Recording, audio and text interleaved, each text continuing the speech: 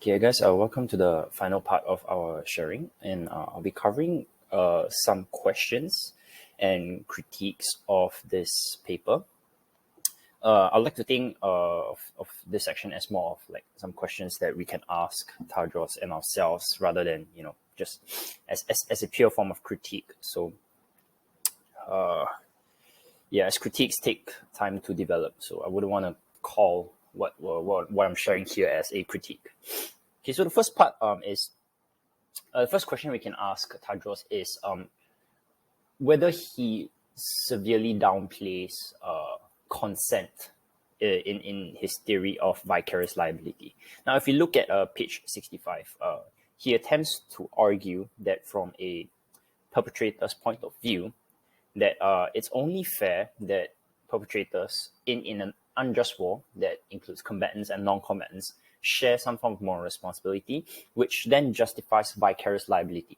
Now, he argues this because based on the fact that non-combatants share a disproportionate amount of benefits from the combatants' action in war, right? So, and on page 65, he writes, non-combatants of one state may benefit from the willingness of combatants of another state to fight. This fact contributes to a case for extending vicarious liability beyond the non-combatants of the state that is engaged in the war, which is exactly what I said, because the non-combatants benefit. That's why they ought to share some responsibility, they ought to share some liability as well. Okay, but Tadros anticipates a possible objection. He gave us a thought experiment. Actually, it's a very short example on our public address, which he writes, some people contribute to the provision of public entertainment through a public address system, benefiting others. Now, I'm not entirely sure what this example constitutes, but we can think of it as some form of prosumption, which is a sociological term. But the idea is when we provide, let's say, free services to others, for example, commenting on a product you just bought online on Shopee, giving feedback to a restaurant, right? We are benefiting others, right? But we don't hold them liable if our comments were to generate something unpleasant. All right. So the idea is just because we willingly engage in activity that benefits others, that doesn't seem to render them liable. And against this thought, he proposes another example, which he calls liable benefactor. So he writes, so let's say X is in a coma and is vulnerable to attack, and Y takes it upon herself to protect X. And because she forms a conditional intention to protect X, others are deterred from unjustly attacking X. So in fact, that Y has protected X, right? And furthermore, Y successfully wards off some unjust attacks on X. Right? X then wakes up and immediately discovers that Y has done what Y has done. He also realizes that Y has negligently mistaken Z for an unjust threat. Y is now attacking Z to protect X, and Y cannot be prevented from doing so. So the idea is just it's unfortunate that in protecting someone, I've unjustly harmed someone else. So does that mean the person I'm protecting is vicariously liable, right? And Tadros thinks it is, right? Which is quite contentious in many ways. I don't think it is, actually, right? So in his paper, he outlines 4 intuitive differences between the two cases, right? You can go look at the paper, but he leaves out one, to me, very obvious difference, and that is the potential, the capacity for the benefactor to consent, right? So in public address, right, let's say in providing free services that benefit others, we are implicitly consenting that we are benefiting them without like asking anything in return, right? We have that capacity, right? And in fact, we do consent to it implicitly. But in liable benefactor, when somebody is unconscious in a coma, it is impossible to say that, hey, look, that person is consenting to what I've done. All right, so he leaves out a very important aspect of these two examples, which is consent. Okay, so That aside, so we have established that consent is is the point of contention here, and he goes on to sort of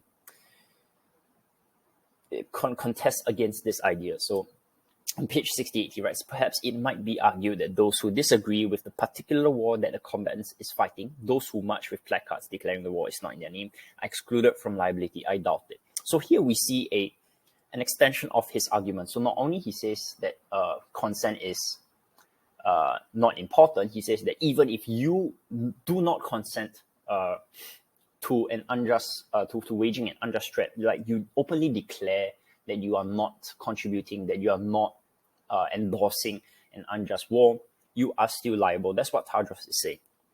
And says that non-combatants cannot expect combatants to respond to their particular demand that the war is unjust. So he's saying that just because I don't agree with what is going on a macro level, that doesn't mean that doesn't like make me immune to being liable, right? So again, he disses the idea of consent, and he just puts a lot of weight on benefits. So the next sentence he writes, if non-combatants benefit from a standing army, and cannot expect combatants to respond to their individual judgments about war, they also cannot expect to be excluded from sharing liability on the grounds that they disagree with the prosecution of any war in particular. So again, he's saying that, look, the armies cannot respond to your demands, the state cannot respond to your demands. So long as you are benefiting from the war, you are liable.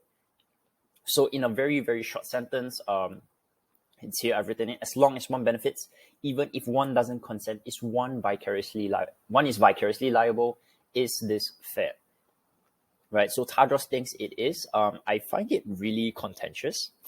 It seems to me that he is, again, arguing against Fersen's idea that, consent is a positive normative power, right? In his essay, he might agree that it is a power, but it doesn't operate within the realms of vicarious liability. Or he can he can imply a stronger claim that consent is not a normative power at all. It doesn't alter a normative relationship. So there are two ways to approach what Tadros is saying here. And again, I'm not sure which one he is taking, but he has to admit that at some point, right, he is downplaying the value of consent, the power of consent in vicarious liability. So again, just to put some stress on his idea here. So let's just imagine a more mundane case, right, where the stakes are lower. So let's just imagine that someone secretly puts $10 in my wallet. Now, I deliberately put $10, right? It's a very low amount. It's very trivial. So I have no idea that I was $10 richer. And I used that $10 to buy a hearty meal, thinking it was my money. So again, that $10 should reflect the amount of perceived benefits that one would receive in war, right? In such a large scale, it's very difficult to say that, look, this war benefited me and me only, right? Because the benefits are in reality spread out among everyone. It's marginal. It's really, really marginal in my point of view. So I used that $10 to buy something. The next day, the cops interrogated me and found out that a thief slipped $10 into my wallet. Is it fair that I'm liable to theft? Okay, so that's the first question. Am I vicariously liable to theft? Okay, because I've benefited unwillingly, without consent, from a thief. Okay, that's the first question. Is it fair that I'm vicariously liable, or am I liable to theft? And I would assume that the answer is no, right? And the second question is, am I liable to pay back the $10?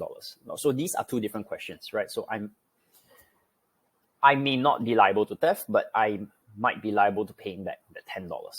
Okay, they are related, but these are separate questions that I think we should think carefully about, right? If we apply it to Tadros's contentious point, we can ask is, am I liable to waging an unjust war? And the second question is, am I liable to compensate on behalf of the frontliners? Okay, this next part, again, he reiterates almost the same point here, right? I call this an implicit social contract. So in this section, I think it's section 4 on part B, on the consent part. So he says, some might respond that in choosing to join the military, combatants agree to shoulder the cost of war. For this reason, liability ought not to be shared with non-combatants. So I'll say that in this section, he doesn't really reject this argument because he phrases his argument in a conditional, right? If the combatants agree to shoulder the cost of war, i.e., if the combatants consent to shouldering the risks of war, then non-combatants are not liable.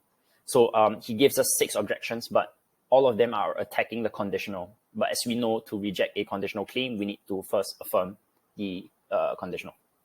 You have to first acknowledge the antecedent that if they do agree to shoulder the war, and for some reasons, the non-combatants are not liable. But he doesn't do that. He's just saying that, it's not possible for the combatants to be to agree fully on the cost of war. So he doesn't really reject that proposal.